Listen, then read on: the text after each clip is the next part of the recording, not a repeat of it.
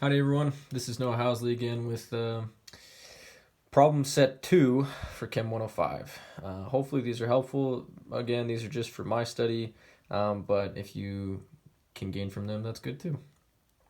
Okay, going over this problem set, I'm not going to go over every question. I'm just kind of going to go over the things that I personally learned from them and I think that really everyone should make note of from these.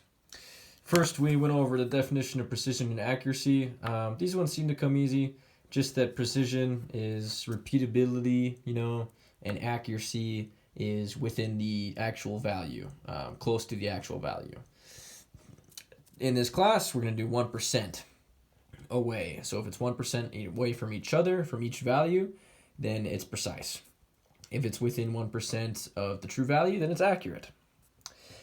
This was something I didn't make note of in class if she said it, but if the average of all the values are 1% from actual value or within 1% of actual value, it is accurate. I didn't think about that, and it's probably safe to just always take the average. So make sure you take the average of the values because even though they're not precise, it can still be accurate. Originally, I thought that if it wasn't precise, it wasn't accurate. But you can have precision without accuracy, and you can have accuracy without precision. So that's good to know. All right, then we moved on to the sig figs portion of it. Just the rules again to go over. In addition and subtraction, go off of the last amount of the placeholders. That was probably a confusing sentence. An example: 124 plus 166.5. This has to the ones place, this has to the tenths place, but we're going to go to the ones place, so we round to the ones place. Make sure we do that. A question that came up was, what if the answer has more sig figs? So if, say, I got 4 sig figs by adding together, you still want to go with the last decimal place shared, and you want to keep the places even in scientific notation. So say I have 500 plus 500, I'm going to get, 500.0 plus 500.0 plus each other. I'm going to get 1000.0, which is 5 sig figs in that case, but I'm still going to hold to that last place in the tenths place of that 0. Okay? Then multiplication and division. Go off of the least amount of sig figs.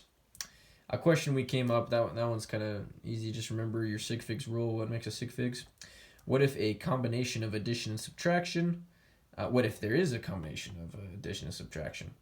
I was told not to worry. We won't have much of that in this class, but regularly you want to keep a track of each step that you make. So for example, if I have add here, then I want to say, okay, I have the tenths place.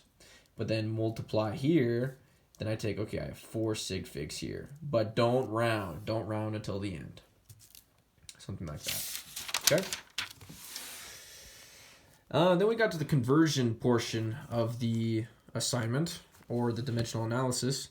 Just remember, start with what you have and end with what you want. So if you have something in millimeters, say you have some water bottle that is this long and you want to convert it to how dense is it, and so you make the conversion of the density, if that's even the conversion of density. Remember, you want things to cancel out, so I didn't want millimeters, and so I'd cross those out, and then eventually, this is a horrible example, but I want grams on top and liters on bottom. And so you just do what you can to do that. A note to make with conversions to just like, say we were converting meters to micrometers. It says that micrometers are 10 to the negative 6 meters. And so it's tempting to go, we have, say, 1 meter on here, and then we want to convert to, we'll have meters here, and then we'll multiply by 10 to times 10 to the negative 6, yeah.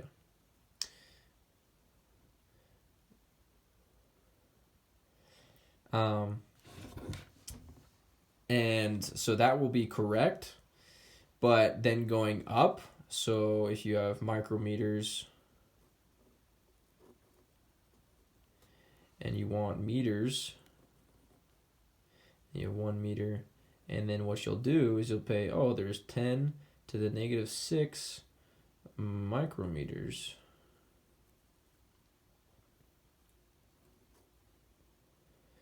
That is tricky. This is going to give you a bigger number. So for example, 1 micrometer, and you want to know how many meters is that, and you say, oh, there's 10 to the negative 6 micrometers in 1 meter.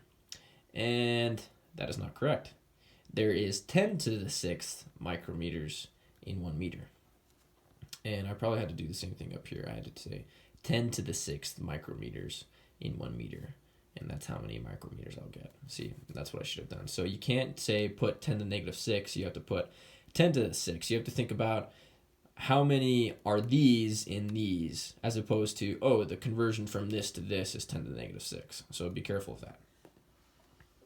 Okay, when comparing measurements, convert everything to the same unit. So for example, if I'm comparing kilograms to grams to pounds, convert everything to one thing and then compare and order. I got a little answers some wrong from that one.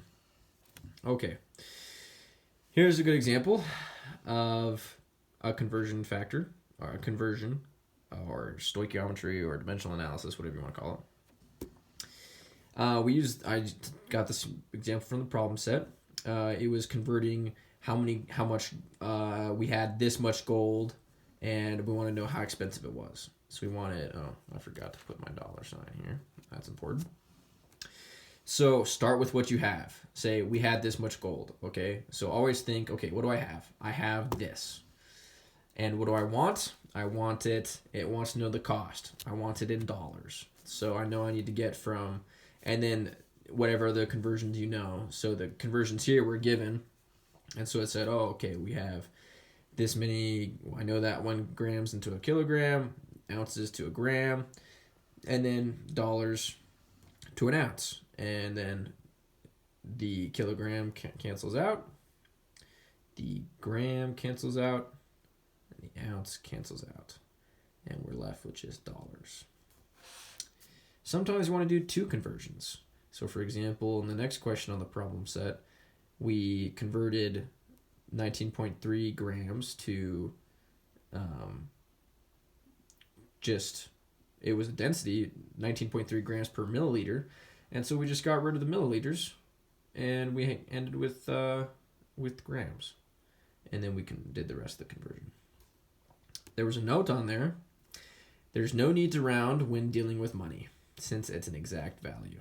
And so hopefully that comes handy on a test. Okay, that was problem set 2. Thanks for watching. Feel free to comment if there's things I did wrong or if there's things I should do. Thank you.